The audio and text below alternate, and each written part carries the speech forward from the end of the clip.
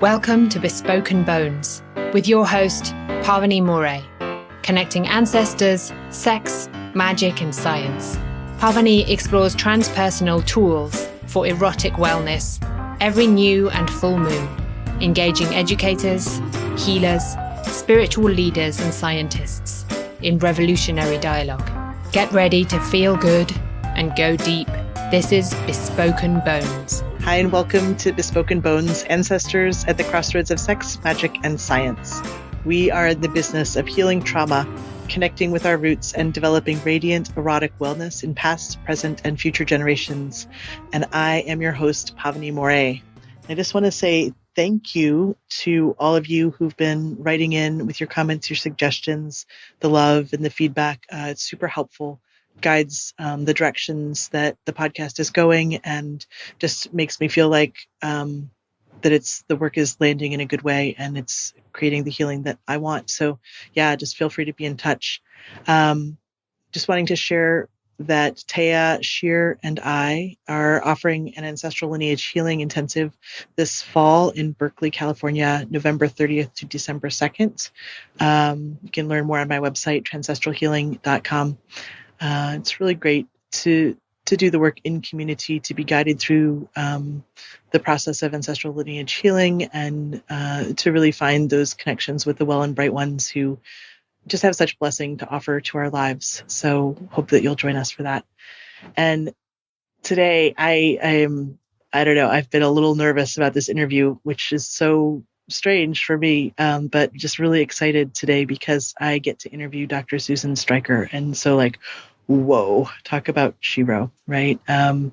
Susan is an award-winning scholar and filmmaker whose historical research, theoretical writing, and creative works have helped shape the cultural conversation on transgender topics since the early 90s. Dr. Stryker earned her PhD in United States history at the University of California, Berkeley in 1992, later held a Ford Foundation Social Science Research Council postdoctoral fellowship in sexuality studies at Stanford, and has been a distinguished visiting faculty member at Harvard University, Macquarie University in Sydney, Simon Fraser University in Vancouver, and the University of California, Santa Cruz. And she is the author, co-author, editor, or co-editor of numerous books and anthologies, including Gay by the Bay, A History of Queer Culture in the San Francisco Bay Area, Queer Pulp, Perverse Passions in the Golden Age of the Paperback, The Transgender Studies Reader, Transgender History, The Roots of Today's Revolution, and the Transgender Study Reader 2. And her academic articles have appeared in such publications as GLQ, a journal of lesbian and gay studies, Radical History Review, South Atlantic Quarterly, Parallax, Australian Feminist Studies, Social Semiotics, and a Journal of Women's History, while her public scholarship has appeared in Aperture, Wired, The Utne Reader, and Slate.com. She won an Emmy Award for her documentary film Screaming Queens, The Riot at Compton's Cafeteria, and is also the recipient of a Lambda Literary Award, the Ruth Benedict Book Prize, the Manette Horowitz Prize for LGBTQ Activism, the Transgender Law Center's Community Vanguard Award, and 2 Career Achievement Awards in LGBTQ Studies, the David Kessler Award from the City University of New York Center for LGBT Studies in 2008, and the Yale University's Brudner Memorial Prize in 2015.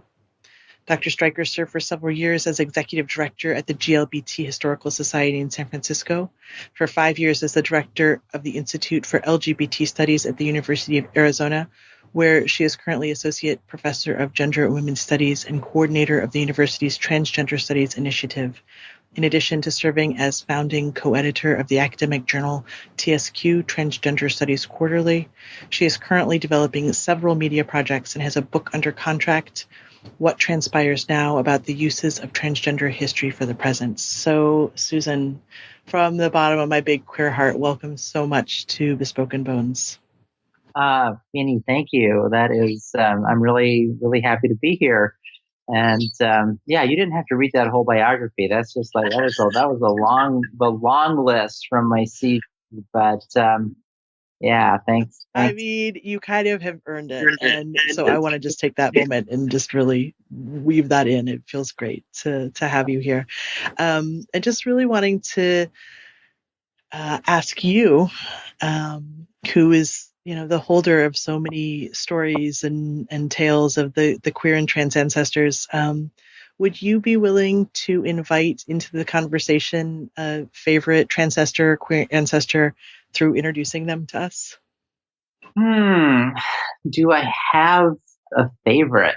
I love them all. I honor all of their struggles. I mean, the ones that I've spent the most time learning about are some, pretty well-known people like Christine Jorgensen, who was the first really, kind of transnational celebrity, who was trans, that she became famous in the early 1950s for medically transitioning at a time when most people didn't know that was a possibility.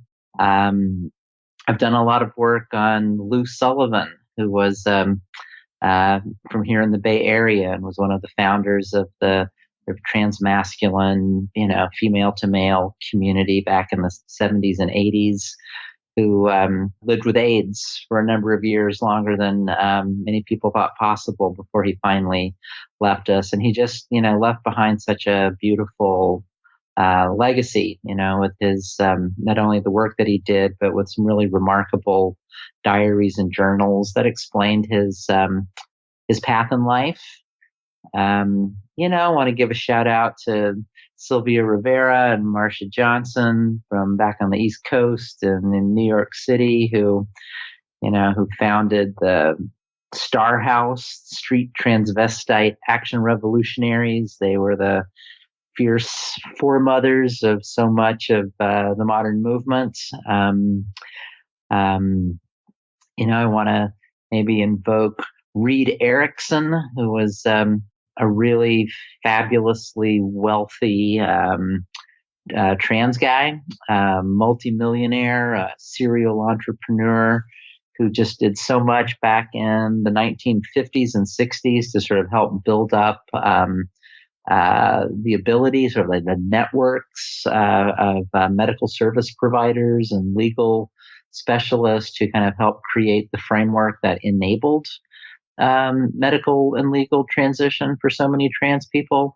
and who was, was a spiritual quester in his own right. He, to the extent that people know about Reed Erickson, they think of him as the guy who funded the sort of medical legal service model for trans people.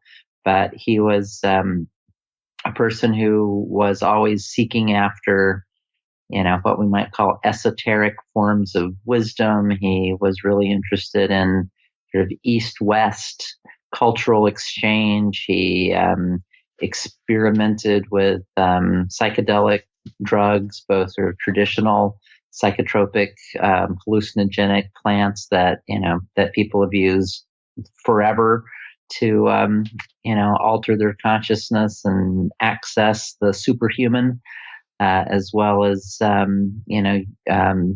sort of more industrial kinds of pharmaceuticals. That Reed was like I said, he was maybe call him a psychonaut. That he was like always exploring consciousness and the human and superhuman, aspects of being in the world. So anyway, those are some of the ancestors maybe I would summon to look over our shoulders today and know that we're, thinking of them as we sit here and talk. Yeah, I like that. I work with some of those folks regularly, and it's nice to have you call them into the conversation, because I'm like, you might have known Lou Sullivan, yeah? I just barely missed Lou. I was transitioning socially in late 80s, early 90s. And, I remember being at a play party in the Mission District in San Francisco, and was talking to this trans guy who was there. And he was saying, yeah, there's this, kind of elder in our community, Lou, who's, kind of, kind of like not doing too well health wise these days. And I said, oh, I would love to meet him, because, like, I had read some of Lou's published work by that time. I said, oh, I would love to meet him. And this guy said, he's like, he's pretty sick, and, he's sort of not meeting new people right now. And really, it was just like, a month or so later that he passed.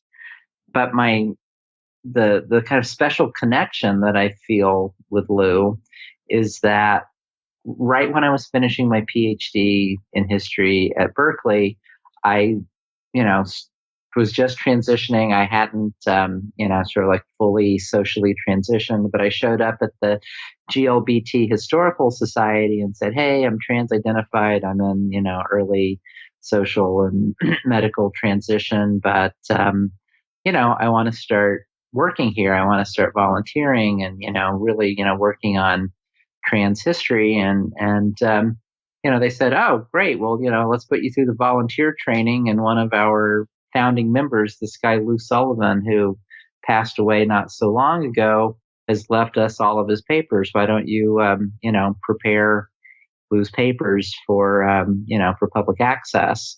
And that was the first archival work that I did. In some ways, it was my first work as a trans historian, was to, organize, process Lou's papers and to write up the finding aid and to, put it all in acid-free boxes and file folders and write up the collection description so that people could, access his materials. And, his journals are so amazing. It's like I fell in love with him. It's like, here was this guy that I knew about, just kind of because he was a name in the trans community. But he started writing a journal when he was 10 years old. When Lou was, growing up as a, assigned female at birth kid in the suburbs of Milwaukee back in the 1950s, and with a little, pink vinyl diary with a heart on it, with a lock and key. And it's like, I opened that thing up, and like one of the first things that Lou said in that journal was, when we got home today, we played boys, and just kind of like, it's like from the word go, like practically his first words are about his masculine identifications. And Lou kept journaling. He's really like, heartfelt, smart, insightful, usually like very kind and gentle with himself, way about his whole process. And he kept journaling until he was, a gay man dying of AIDS, HIV complications in San Francisco, when he's, like not quite 40 years old. There's like 30 years of just amazing documentation of a trans life. And I just, I feel like I got to know Lou really well. It became very personal, even though I didn't have a real-time face-to-face connection. I definitely felt like I made a connection with the transcestor there. Like, and in some ways, like a torch was passed, like Lou was handing his life off to the people who would come after him. And since then, it's like, some of that material, like, Sean Dorsey has used it to do a dance performance based on Lou's life. And one of my graduate students that I've worked with to get a PhD wrote his dissertation on Lou and has now published a biography of him. And, I know a Hollywood producer who's bought Lou's life rights, and, maybe there's going to be a documentary film. I'll sort of believe it when I see it. But, it's just been wonderful to see what Lou left behind, to see how it's moved out into the world, and if it hadn't been me who did that work of preparing that material for dissemination, somebody else would have done it, but I feel really honored and privileged that I got to be the person who helped do that, because I see the continuing impact that Lou still has in the world. Super tender, like just thinking about, it's a very queer way to get to know someone, right? Of like knowing them through their death and helping that process. And it's like, in a way, I get it that you're saying that the torch was passed and there's a transmission. There's like a lineage transmission.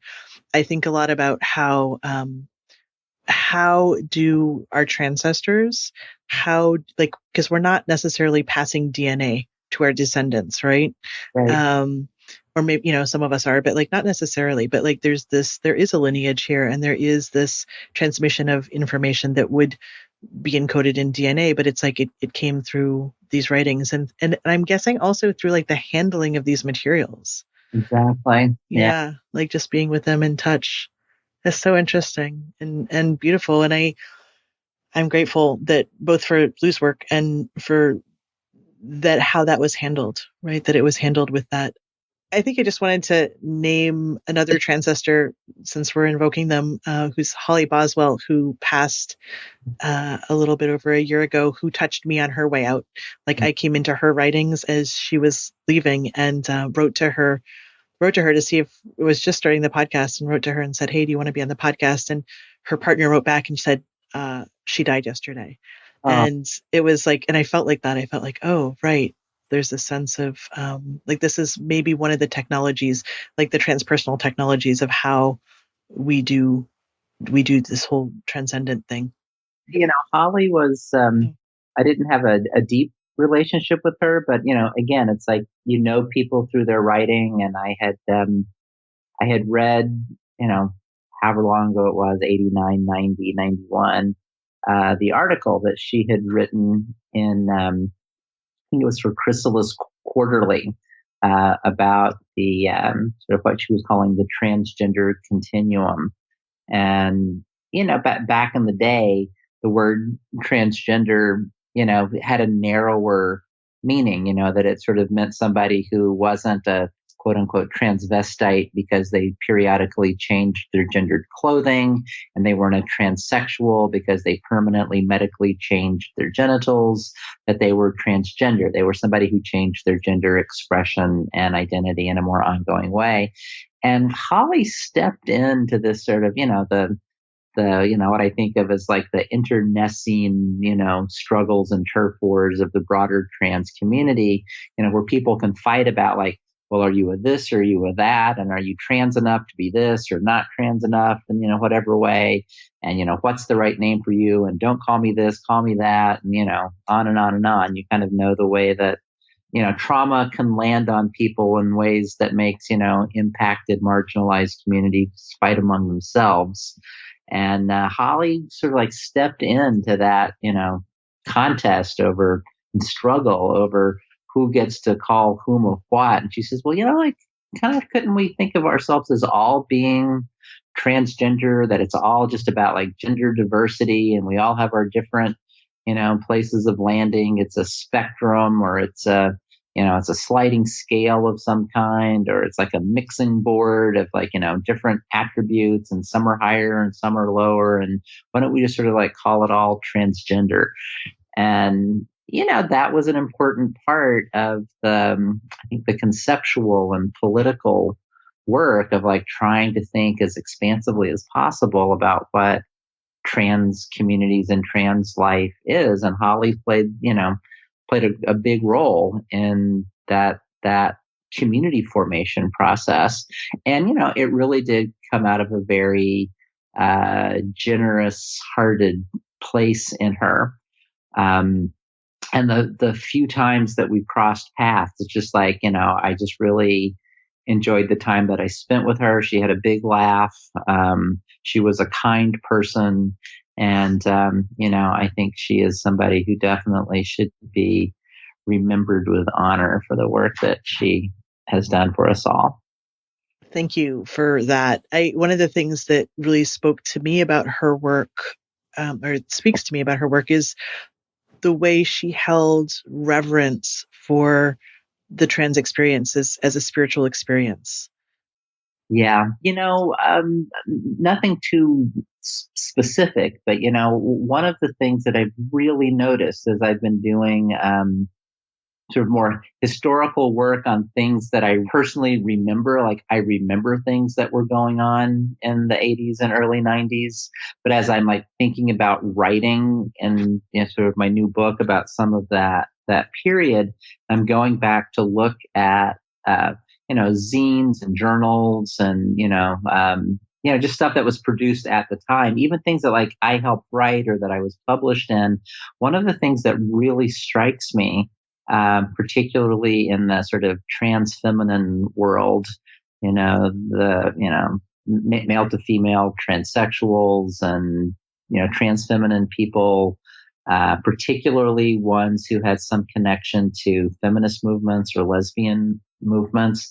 It's just how, kind of how witchy, it all was, that we don't hear as much about that in community discourse now. But, there were, in a lot of the zines and journals back in the day, there were people who were, they were into astrology or Wicca, or, that they, read and wrote a lot about pagan and pre-Christian, feminine deities, and that, there was, this sense of, sort of feminine cultural and spiritual history that was far more foregrounded in community discourse than, came about in the, later 90s. And it was good to, just sort of see that being put out there, so strongly. And it reminds me, it's like, another transcestor who is still with us. So maybe we should call her an elder, a revered, crone of the community, is Rachel Pollack. Oh, Rachel Pollack. I read her book every day. 78 Degrees of Wisdom. I read it every single day. Yeah. With her tarot deck and, her science fiction novels and her graphic novels and comic books. I mean, she has been putting it out there since the 70s. And again, she's somebody who's got a lot of sinister wisdom and a really strong, spiritual path that she is on. I think she's amazing. And, and she's another person that I have been able to have an intergenerational connection with. When I was, kind of growing into my puppy feet in the late 80s and early 90s, one of the very, very, very first college speaking gigs I ever got invited to do to like talk about trans stuff was at Bard College, up on the Hudson River in upstate New York, which is a great little, like, hippie countercultural, small liberal arts college. And Rachel lives not too far away. And, she found out through, I think being on some, distribution list, from Bard that I was coming. And she invited me to stay with her, and my schedule was not too packed, at that time. And I just stayed a few extra days after my Bard speaking gig, hanging out with Rachel, and feeling like I was able to make a personal connection. I just, just being nostalgic, I have this one great memory of like waking up in the morning, and the room that I was in had, it's like glass walls on, two or three sides, big plate glass windows. And I woke up and looked out into the forest, and the trees in the forest were all sort of like black and wet, and it was overcast and snowing, and this beautiful little, light snowfall with the dark trees. It's very quiet, and I was listening to Kronos Quartet. I can't remember what I was listening to exactly, but I remember it was Kronos Quartet, and I just remember lying there in bed, looking out at that beautiful, serene landscape and this gorgeous music, feeling welcomed into the home of an elder in my community, and feeling like, yeah, being trans is hard, like particularly in, sort of like early transition days, but, there's capaciousness and generosity and love. And like, this is just like a really beautiful moment that I am experiencing. And I remember then having dinner later that night. It's like I Rachel was friends with Kate Millett, one of the, early sort of, feminist authors in the second wave. And so like I got to meet people in Rachel's network, and I just thought, yeah, this is really cool, So it's like it really felt like this is how community forms and how intergenerational bonds get built. And, so it's actually nice to be able to, to be on your podcast and like tell that story of my connection when I was a younger trans person and put those stories out in the world for people who might be listening now. What I'm struggling with right now is yearning for amazing queer elders and ancestors. And I feel the need for them, for my survival, for all of our survival. Like, we need awesome elders. And, the ancestral consciousness piece means that I'm really celebrating the work that's been done on my behalf, and all the ways that the liberations before me and before us have made my life possible, have made our lives possible, have made our movement possible. And when I say our movement, I mean, my commitment to embodied liberation for the gender blessed crowd. That we get to be here, we get to be well, we get to know love, we get to practice our healing, our powerful magic, like all these threads that you're weaving with this story and with some of the other ones that you shared. And so it's like there's this desire to just look up to and revere these ones who came before us. And yet there's like this other part that's so, especially with our lesbian elders, that's so painful. I am learning from them, but the things that I'm learning are kind of maybe the antithesis of the things that they might choose to be teaching, right? Which are like, I don't want to be calcified in my anger. I don't want to be, I want to be able to really trust that the generations that are coming after us see things even more clearly than I do. Not that they're like, somehow less clear, and that my wisdom also holds a weight.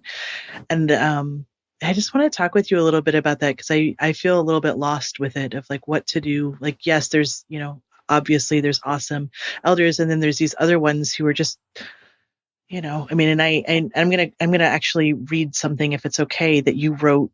Sure. You wrote about transgender rage, and you wrote, referring by name to one particular person, self-identified as a transsexual lesbian, whom she had heard speak in a public forum at the San Francisco Women's Building. The letter writer went on to say, "When an estrogenated man with breasts loves a woman, that is not lesbianism, that is mutilated perversion. This individual is not a threat to the lesbian community. He is an outrage to us. He is an outrage to us. He is not a lesbian. He is a mutant man, a self-made freak, a deformity and insult. He deserves a slap in the face. After that, he deserves to have his body and mind made well again." And then you respond, "When such beings as these tell me I war with nature, I find no more reason to mourn my opposition to them or to the order they claim to represent than Frankenstein's monster felt in its enmity to the human race. I do not fall from the grace of their company. I roar gleefully away from it like a Harley straddling, dildo packing leather dyke from hell." So I want to unpack that a little bit with you, because it's a different take on it, and it's like I'm sitting here with this like kind of like, what do I do? And then I read what you write, and I'm like, oh right, leather dyke from hell, yeah, good. Yeah. Yeah, and I'll just say it's like I spent a lot of years in leather community, and I feel like I honor that time in my life, and I have a lot of friends from that time in my life.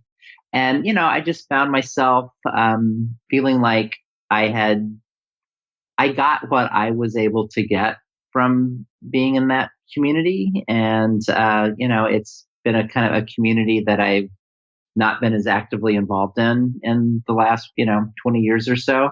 I kind of don't want to put myself out there as like, big expert speaking on, leather from an embodied, position right now, but it's like it's a time in my life that I really it was transformative for me, and I learned so much about myself and the world.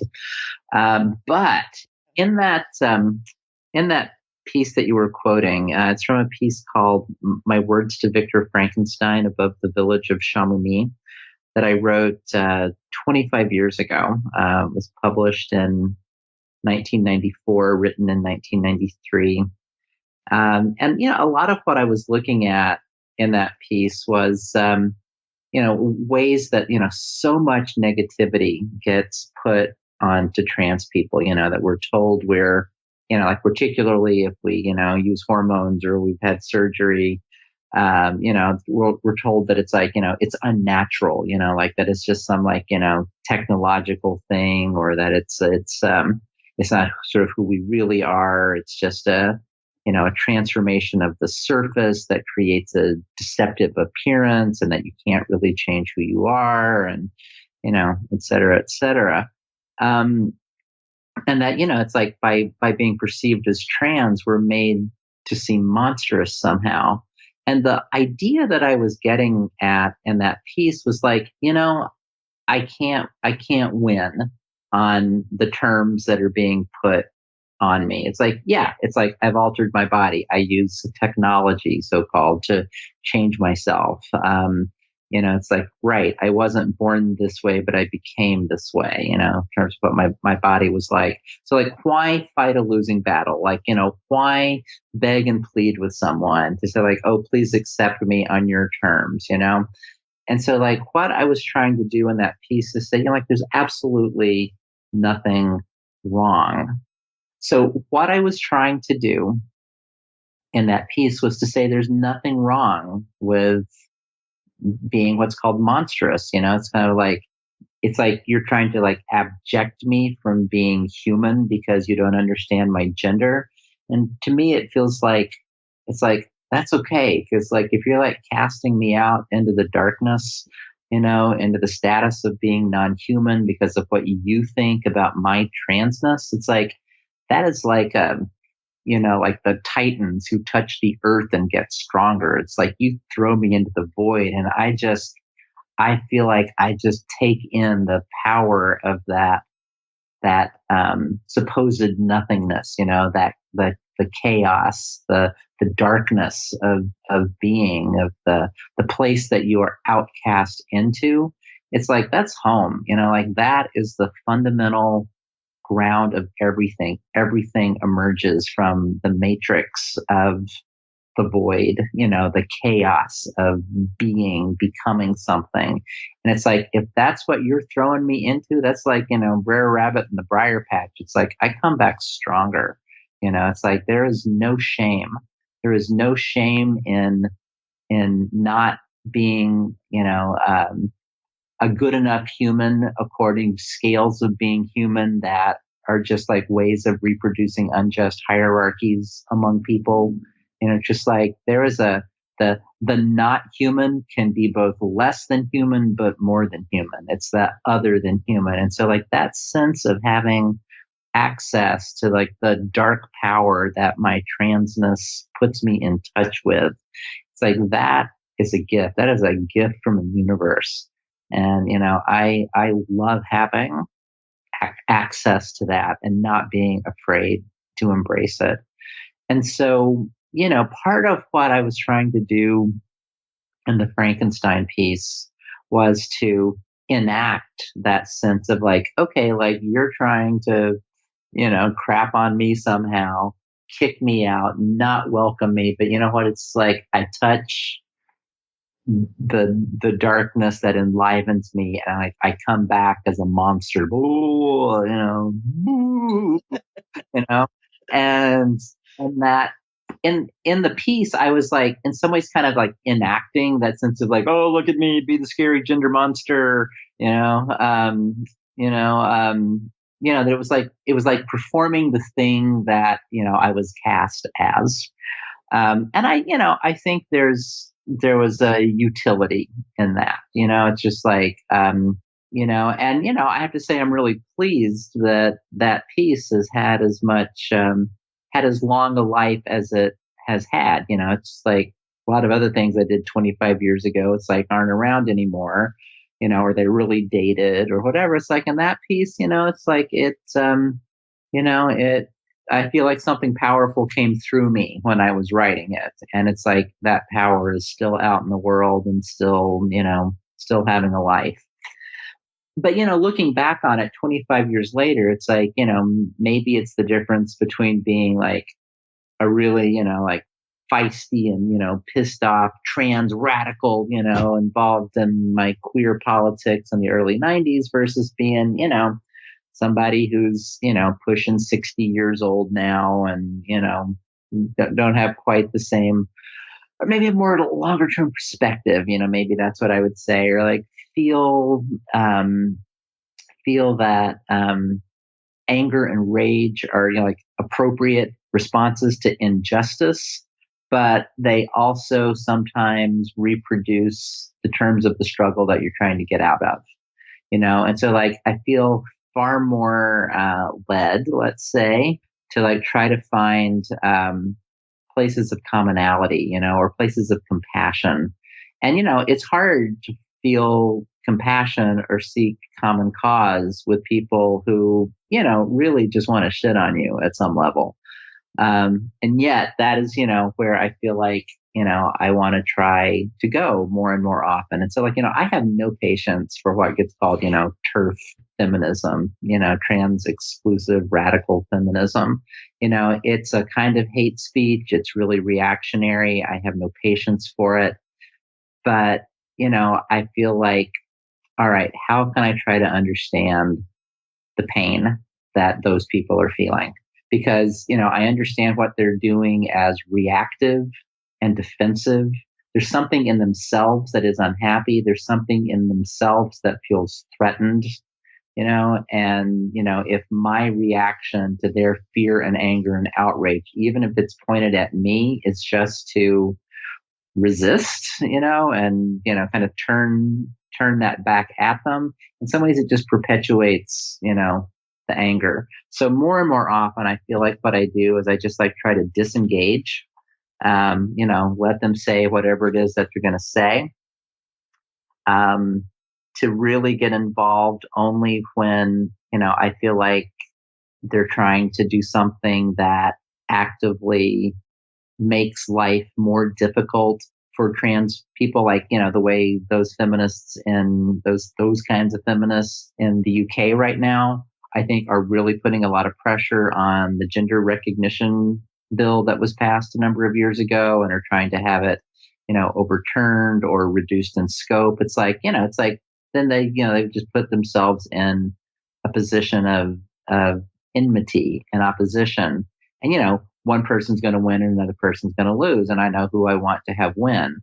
But, even when you're engaged in those necessary kinds of struggle for, your own survival, it's like to like try as much as possible to think about what kind of pain and violence and trauma, is my enemy's actions coming from. And it's like, is there a way that we can find something that breaks that struggle? And, maybe not, maybe not, it's like, I kind of feel the same way about, the Antifa and fascist struggle. It's kind of like, you can like try to like reframe the conversation somehow, but at the end of the day, like some people are just violently hostile to you and self-defense is always justified, and so, I feel like it's the same kind of thing with some trans and feminist struggles. Like work as much as you can with as much compassion in your heart as you can find to try to reframe and de-escalate. But, when the chips are down, like I always say, like when you're in the zombie mosh pit and the doors are locked, it's like, I know where I want to be on the eat or be eaten hierarchy. And, you do what is necessary. But, can we say like, oh, like, please, can we please just not go there? Because it's just destructive. And, and I also, like, I think it's a good thing to bring up on your podcast, since we are talking about, intergenerational trauma. It's like, I think, there's a lot of structural violence that gets directed at women, and there's certain ways of having come to understand yourself as a woman and lived as a woman and had a history of female embodiment, that, it's like it can be traumatic. And the way that you form a sense of self in reaction to and in defense of that kind of trauma can have like really negative consequences, for other people around you. It acts out the kind of violence, that, is the violence comes from how gender gets structured, from how misogyny works. And that, I try to go to that place of saying, when I am fighting in some kind of turf battle against certain kinds of hostile feminists, it's like to just keep in mind that how do you fight against structural misogyny and sexism and homophobia and lesbophobia, without necessarily always blaming the messenger, like how do you like blame the message and not the messenger? How do you like combat the structural injustice without necessarily having all of your struggle land on the person who is, put in a position in opposition to you, fight the crime, not the criminal, hate the sin, not the sinner. Yeah, thanks. It's really helpful, because I think like when I read this again, even though it's written 25 years ago, it was like, oh, here's a different way to be with this dilemma that feels painful and tricky, of like, how do I honor and revere and yet also, not be shit on, as you said, right? And so there's just a few things that I wanted to really pull out of what you just said. Because what I'm hearing is that this piece about alchemy, of taking in what is negative, what is hostile, and being able to transmute that into certainly keeping oneself safe and agency, absolutely, and also compassion. That these are trans superpowers, right? That there is this way that we can use. It's like if you are, if you're at the bottom of the heap, you get a choice of am I going to harden my heart, right? Or am I going to take the oppression that I've been served in this shit bowl and use it to become soft, and use it to even get selfish about my capacity for compassion, right? Yeah. And compassion not meaning like roll over and let yourself be hurt, obviously, but to empathize, I think is what you're saying, right? And I do think too, about like I had many people in my life who do martial arts, and like that sense of how, well, like if a blow is coming at you, you can redirect the energy that comes towards you so that it moves away from you. But then, there's also the choice of, do you turn the energy that is directed at you back at the source that it comes from? It's like kind of a philosophical question. It's like, if you turn the force of a blow coming towards you back to its point of origin, is that you practicing violence because it's like you're causing pain or harm to another? Or is it just saying like, nope, I am choosing to not allow myself to be hurt, and the thing that is directed at me, I'm just returning it to you. It's like, no, thank you. That is not for me. Return to sender. Return to sender. And, such a personal decision, and one on the case by case basis, I think. Yeah, absolutely. Yeah. And, I do, I love, what you're saying about alchemy, like my own language for it, as I think about it, is like, I either call it like the difference engine or the queer differential.